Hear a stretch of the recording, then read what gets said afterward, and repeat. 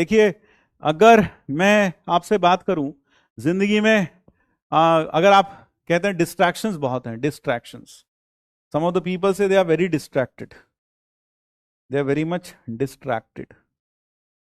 अगर आप डिस्ट्रैक्टेड हैं, डिस्ट्रैक्शंस हैं आपको, अब ये डिस्ट्रैक्शंस बहुत सारे रूपों में हो सकती है ना। डिस्ट्रैक्शंस रील की हो सकती है, गेम्स की हो सकती है, वीडियो गेम्स की, वीडियो गेम्स की, ठीक है। दूसरा, ओवर स्लीप की, बहुत ज्यादा सो जाओ, या फिर कोई महिला मित्र की, महिला मित्र,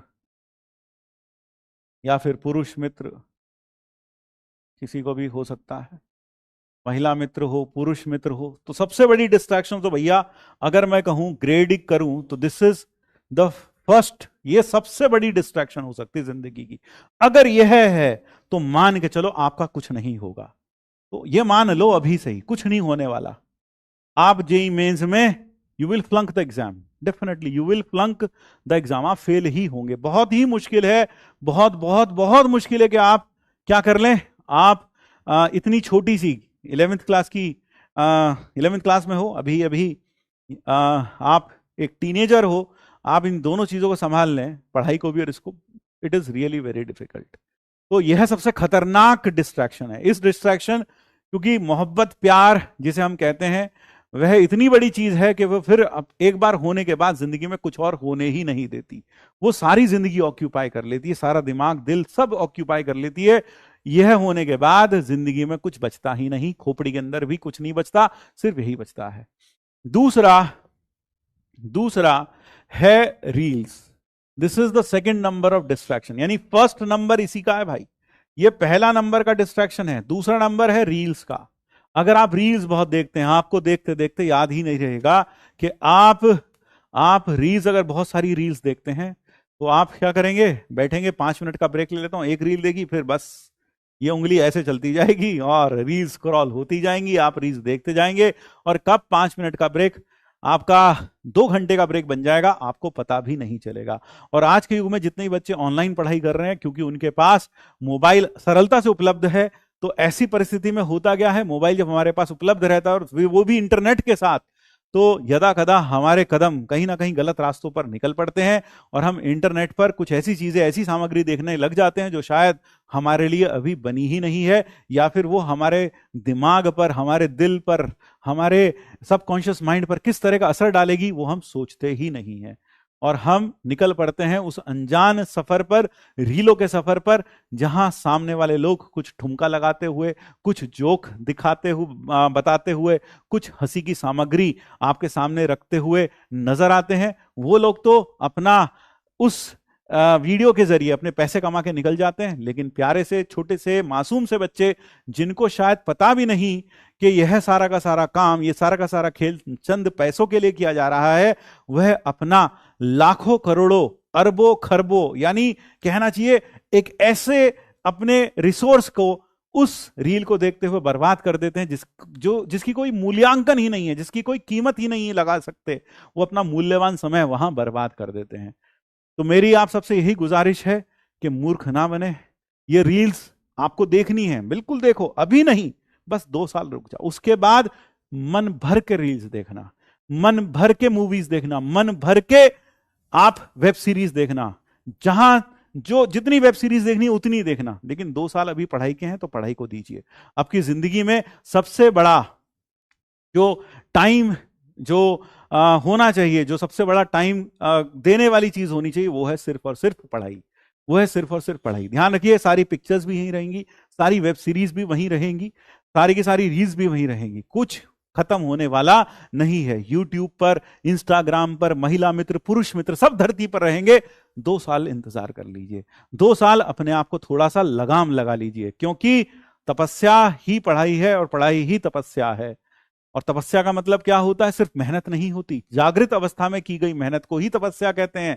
यानी आपको पता होता है आप मेहनत कर रहे हैं और जागृत रूप में कर रहे हैं, आपको पता होता है किस दिशा में आप जा रहे हैं, आप रोज अपने शैने शैने धीरे धीरे आप अपने लक्ष्य की ओर बढ़ रहे होते हैं, होशो आवास में। तो सिर्फ गधों की तरह गधा वाला मेहनत नहीं करनी है, जागृत अवस्था में मेहनत करनी है। आपको पता होना चाहिए जो मैं पढ़ रहा हूं, it is taking me nearer and nearer to my goal. ठीक है, ये याद रखें। ठीक, तो एक बच्चा हाँ, दूसरा है वीडियो में वीडियो गेम्स। वीडियो गेम्स में यानी वीडियो गेम्स में देखो, हमें तो वीडियो की स्पेलिंग भी नहीं आती है ना। हाँ, तो वीडियो गेम्स हम क्या खेलते होंगे? अब तुम्हें आती है, तुम बता रहे हो VIDEO। देखो, हमें तो वीडियो गेम्स की स्पेलिंग भी नहीं आती, वीडियो की स्पेलिंग भी नहीं आती, हमने गलत लिख रखी थी वीडियो गेम्स की स्पेलिंग। तो हमें तो वीडियो गेम्स पता भी नहीं संग से होता क्या है, ना हमने कभी खेले, और शायद आपके पापा, आपके बड़े भैया जो रहे होंगे उन्होंने भी नहीं खेले होंगे। आपको भी इसकी लत, ये एडिक्टिव है। क्यों?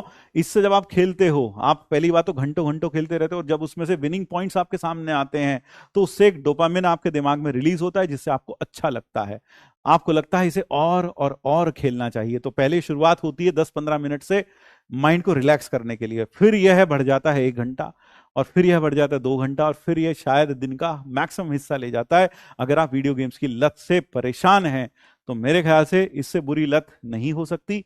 आप इसे धीरे धीरे करके ओवरकम करिए। अपने वीडियो गेम, अगर आप पूरा दिन 6-6 घंटे वीडियो गेम खेलते हैं तो पहले धीरे धीरे करके उस लत को एकदम तो छोड़ा नहीं जा सकता, because it will otherwise have withdrawal symptoms. तो विड्रॉल सिम्टम्स होते हैं, हाँ, मजाक नहीं कर रहा हूं, मजाक नहीं कर रहा हूं मैं। आप देखते हैं चाइना में, जापान में, आप देखते हैं कई बार डिटॉक्सिफिकेशन, वहां आपको कैंप्स चलते हैं जहां बच्चों को एक तरीके से उनका माइंड डिटॉक्सिफाई किया जाता है, उनको मोबाइल से दूर रखा जाता है, गेम से दूर रखा जाता है, क्योंकि वो इतने एडिक्टिव हो जाते हैं कि उनका दिमाग पूरी तरीके से इन टॉक्सिक चीजों से भर जाता है। तो आप क्या करें, धीरे धीरे करके आप उसका टाइम कॉन्स्ट्रेंट करें। पहले अगर 6 घंटे खेलते थे, now make it 4 hours, make it 3 hours, make it 2, make it 30, and one day you eliminate it. तो ग्रेजुअली आप उससे क्या कर सकते हैं, धीरे धीरे करके उसको हटा सकते हैं। So this is third.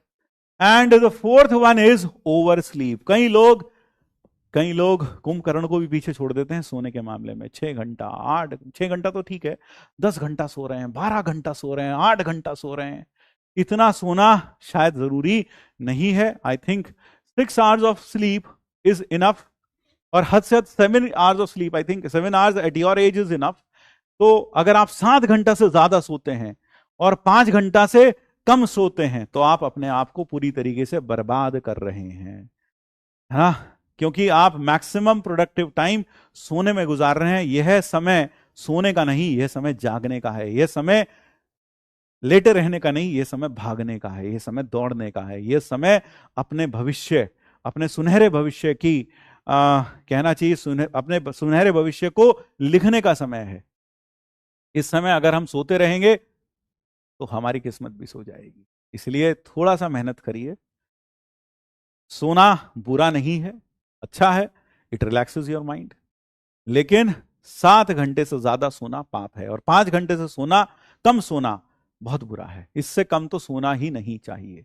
तो 7 hours of sleep is enough. 7 hours of sleep is max, मतलब इससे ज्यादा नहीं। इससे ज्यादा तो फिर भैया आराम से ही करते रहो, फिर तो छोड़ ही दो सब कुछ, ठीक है। तो इससे ज्यादा मत सोएं। और हाँ, मैं जैसे हर किसी का पढ़ने का समय होता है, कई लोगों को सुबह जल्दी उठकर पढ़ने का अच्छा लगता है, कई लोगों को रात में देर तक पढ़ने अच्छा लगता है। जैसे मैं अपने आप को कैटेगराइज करूं, then I come into the second category, that is I would like to study late till night, मतलब लेट इन द नाइट। मैं रात में पढ़ना ज्यादा पसंद करता था, अभी भी करता हूं, कि रात में पढ़ना ज्यादा अच्छा होता है, क्योंकि सुख शांति होती है, सब लोग सो रहे होते हैं। सिर्फ और सिर्फ आपको परेशान करने के लिए गली के कुत्ते ही होते हैं, बाकी कोई नहीं होता परेशान करने के लिए। तो I think that is the best time. और मैंने एक चीज एज अ स्टूडेंट हमेशा देखी कि अगर मैंने दिन में, suppose I found some time to sleep for 30 minutes, then that 30 minutes came back to me in the form of 2 hours at night. यानी दिन में मैं आधा घंटा सोया, तो आधा घंटा सोना का मतलब है वो आधा घंटा मुझे वापस मिल जाएगा 2 घंटे की फॉर्म में इन the night. That 30 minutes of sleep और 1 hour of sleep will give me 2 to 3 hours of my work in the night, यानी कि 2 से 3 घंटे का मुझे मार्जिन मिल जाता है रात को एक्स्ट्रा पढ़ने का। शायद मैंने ऐसा महसूस किया, आप में से कई लोगों ने डेफिनेटली ये महसूस किया होगा। और कई लोग सुबह उठकर पढ़ते हैं, वो भी बहुत अच्छा है। जैसा आपको सूटेबल लगे वैसा पढ़िए, पढ़ाई का कभी भी नुकसान नहीं होता। दिन में पढ़िए, रात में पढ़िए, सुबह पढ़िए, शाम पढ़िए, बस पढ़िए। पढ़ना सबसे इंपॉर्टेंट है। यह इस डिबेट में मत पढ़िए सुबह उठकर ब्रह्म मुहूर्त में पढ़ना ज्यादा अच्छा है, रात को पढ़ना ज्यादा अच्छा है। मेरे ख्याल से पढ़ना अच्छा है, कभी भी पढ़िए। It does not matter when, ठीक है ना, it does not matter when. तो बस इतना ही। जय श्री कृष्ण, राधे राधे।